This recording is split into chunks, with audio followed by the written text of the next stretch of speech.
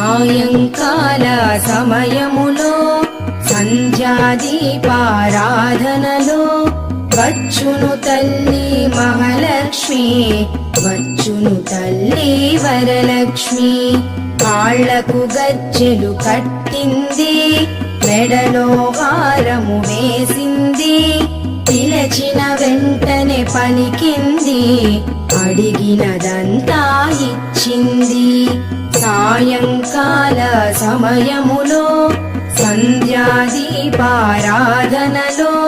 వచ్చును తల్లి మహాలక్ష్మి, వచ్చును తల్లి వరలక్ష్మి.